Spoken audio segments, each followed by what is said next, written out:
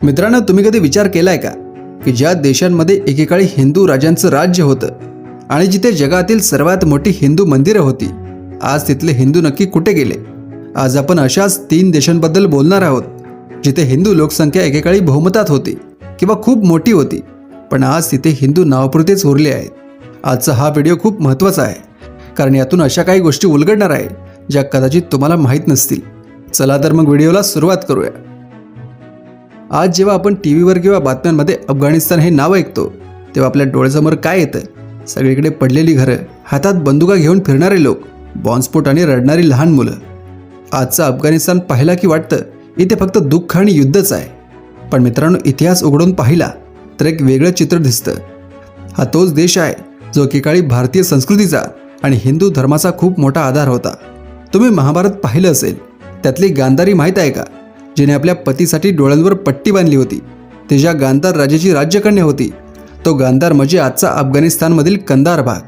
म्हणजे विचार करा, हजारो वर्षापूर्वी आपली नाती तिथपर्यंत जोडलेली होती.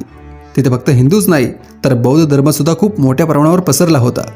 तिथल्या डोंगर दऱ्यांमध्ये गौतम बुद्धांच्या भव्य मूर्ती होत्या. हिंदूशाही राजांच्या काळात तिथे खूप मंदिरे होती. तिथे वेद मंत्रांचा उच्चार व्हायचा आणि मोठी व्यापारिक केंद्रही होती. पण काळ बदलला. 7व्या शतकाच्या आसपास अरबांची आणि इस्लामी आक्रमकांची नजर या भागावर पडली.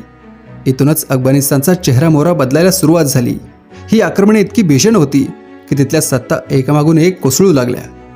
काबूल आणि कंदारमध्ये जे हिंदू आणि बौद्ध लोक आनंदाने राहत होते, त्यांच्यासमोर 2च पर्याय उरले. एक तर आपला धर्म बदलणे किंवा आपला जीव वाचवण्यासाठी तिथून पळून जाणे. जे पळाले ते भारतात आले, पण जे तिथेच राहिले त्यांना खूप हाल सोसावे लागले. गेल्या 40-50 वर्षात तर परिस्थिती अजून बिघडली. रशियाचे आक्रमण, त्यानंतर यादवी युद्ध आणि शेवटी तालिबान या कट्टरपंथी विचारांच्या लोकांची सत्ता. तालिबान आल्यावर जे काही थोडेफार हिंदू किंवा शीख कुटुंब तिथे उरली होती, त्यांना आपला देश सोडून पळावं लागलं. त्यांची घरं हिरावली गेली, त्यांची मंदिरं पाडली गेली. आज अफगाणिस्तानमध्ये हिंदू खूप कमी आहेत. तिथे एखादं दुसरं मंदिर कसं तरी उभं आहे आणि काही मोजकीच माणसं आपलं अस्तित्व टिकवण्यासाठी रोज मृत्यूशी झुंज देत आहेत. जिथे हिंदू संस्कृतीचा कणा होता, तिथे आज आपली ओळख पूर्णपणे पुसली गेली आहे. हा इतिहास आपल्याला सांगतो की वेळ किती क्रूर असते. जो देश एकेकाळी ज्ञानाचं आणि धर्माचं केंद्र होता, तो आज कट्टरतावाद आणि गरिबीच्या विळख्यात अडकला आहे. आता वेळ दुसऱ्या शेजारी देशाकडे, म्हणजे पाकिस्तानकडे. आज पाकिस्तान म्हटलं की आपल्याला फक्त सीमावाद आणि तणाव आठवतो. पण फाळणीपूर्वीचा काळ खूप वेगळा होता. त्यावेळी सिंध, पंजाब आणि बलुचिस्तान या भागात हिंदूंची संख्या खूप मोठी होती आणि तिथल्या संस्कृतीवर हिंदू धर्माचा मोठा पगडा होता. तुम्हाला ऐकून आश्चर्य वाटेल, पण 1947च्या आधी कराची आणि लाहोर ही शहरं आजच्या मुंबई किंवा दिल्लीसारखी गजबजलेली होती. तिथल्या व्यापारावर हिंदू आणि शीख समुदायांचं वर्चस्व होतं. मोठमोठ्या बाजारपेठा हिंदू व्यापाऱ्यांनी उभ्या केल्या होत्या. फाळणीच्या वेळी पाकिस्तानच्या भागात हिंदूंची लोकसंख्या साधारण 15 ते 20% आसपास होती. म्हणजे प्रत्येक 5-6 माणसांमागे एक हिंदू तिथे राहत होता. 1947मध्ये जेव्हा फाळणीची रेघ ओढली गेली, तेव्हा सगळंच विस्कळीत झालं. ज्या जमिनीवर पिढ्यानपिढ्या हिंदू राहत होते, ती जमीन एका रात्रीत परकी झाली. दंगली, जाळपोळ आणि भीतीचं वातावरण निर्माण झालं. आपला जीव आणि सन्मान वाचवण्यासाठी लाखो हिंदूंना आपली घरं, जमिनी आणि व्यवसाय सोडून रिकाम्या हाताने भारतात यावं लागलं. हे स्थलांतर मानवी इतिहासातल्या सर्वात मोठ्या आणि दुःखद घटनांपैकी एक होतं. जे हिंदू फाळणीनंतरही आपली माती म्हणून पाकिस्तानात थांबले, त्यांच्यासाठी पुढचा प्रवास खूप कठीण होता. हळूहळू तिथे लोकशाहीपेक्षा धार्मिक कट्टरतावाद वाढू लागला. जे हिंदू तिथे राहिले होते, त्यांच्यावर धार्मिक दबाव वाढवण्यात आला. अनेक ऐतिहासिक आणि प्राचीन मंदिरं जी हजारो वर्ष जुनी होती, ती एकतर पाडली गेली किंवा दुर्लक्षित राहिली. आश्चर्याची आणि खेदाची गोष्ट म्हणजे तिथल्या अनेक मंदिरांचे रूपांतर आज चक्क दुकान, हॉटेल किंवा गोदामांमध्ये झालं. आज पाकिस्तानमध्ये हिंदूंची संख्या घटून फक्त 1.5 ते 2% आली आहे. 15 ते 20%वरून 2% येणं हे तिथल्या परिस्थितीचं भीषण वास्तव सांगतं. आज सर्वाधिक हिंदू हे सिंध प्रांतात राहतात, पण तिथेही त्यांना अनेक संकटांचा सामना करावा लागतो. विशेष म्हणजे तरुण मुलींचे होणारे सक्तीचे धर्मांतर आणि धार्मिक छळ यामुळे तिथला हिंदू समाज आजही दहशतीत जगतोय. त्यामुळे आजही दरवर्षी हजारो हिंदू कुटुंब पाकिस्तान सोडून भारतात आश्रयासाठी येत आहेत. ते आपली घरं सोडून येतात कारण त्यांना तिथे स्वतःच्या भविष्याची आणि धर्माची शाश्वती वाटत नाही. हे एक वास्तव आहे ज्याबद्दल जग फारसं बोलत नाही, पण तिथल्या लोकांसाठी हा रोजचा संघर्ष आहे. आता आपण तिसऱ्या शेजारी देशाकडे वळूया, तो म्हणजे बांगलादेश. फाळणीच्या वेळी हा भाग भारताच्या पूर्वेला असल्यामुळे त्याला पूर्व पाकिस्तान असं म्हटलं जायचं. या भागाचा इतिहास आणि तिथल्या हिंदूंची कथाही मनाला चटका देणारी आहे. तुम्हाला हे जाणून धक्का बसेल की 1947मध्ये जेव्हा देशाची फाळणी झाली तेव्हा पूर्व पाकिस्तानात म्हणजेच आजच्या बांगलादेशमध्ये हिंदूंची संख्या तब्बल 28 ते 30% होती. याचा अर्थ असा की तिथल्या रस्त्यावरून चालताना दिसणारा दर तिसरा माणूस हा हिंदू होता. तिथली संस्कृती, संगीत, कला आणि व्यापारात हिंदूंचा खूप मोठा वाटा होता.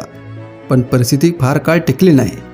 बांगलादेशच्या इतिहासात 1971चं युद्ध हे एक अत्यंत भयान आणि काळं पान आहे.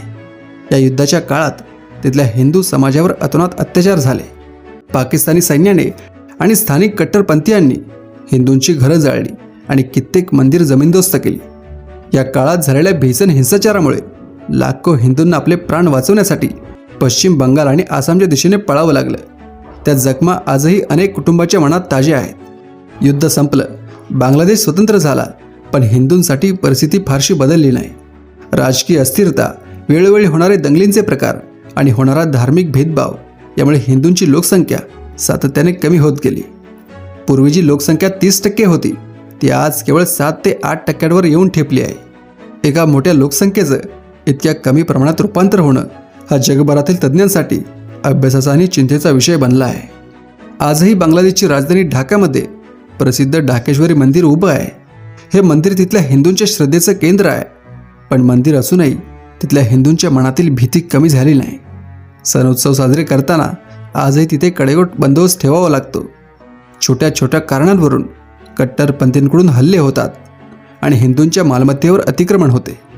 त्यामुळे आजही तिथले हिंदू असुरक्षित आहेत. फाळणीच्या वेळी पाकिस्तान आणि बांगलादेशमध्ये हिंदूंची संख्या 15 ते 30% दरम्यान होती, पण आज ती केवळ 1 ते 8% येऊन ठेपली आहे. ही घट केवळ नैसर्गिक स्थलांतर नाही, तर त्यामागे धार्मिक छळ, भीती आणि जबरदस्तीची आक्रमण ही प्रमुख कारणे आहेत.